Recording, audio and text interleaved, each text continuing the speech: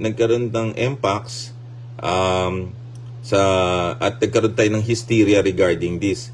Now, it is a virus na dala ng orthovirus na galing sa monkey or animals in 1958. Pero biglang nabuhay siya ng 2021 to 2022 at napangalanan ng monkeypox at naging public health emergency of international concern at nakita po siya sa countries outside of Africa, particularly sa Europe, sa Madrid, in a spa. At 95% nito ay sa men having sex with men or MSN. Now, dahil may bakuna sa Amerika, napatigil ito at na-rekindle na lang.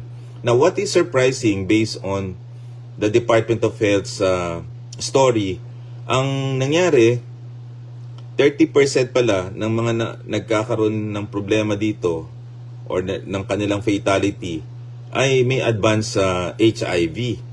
Kasi pareho yung kanilang mode of transmission. Ang mode of transmission nila ay close contact, contamination, and all. Pero of course, ang nakita nila katulad din ng parang HIV. No? So yung MPOX at saka HIV nagkataon pero magkaugnay.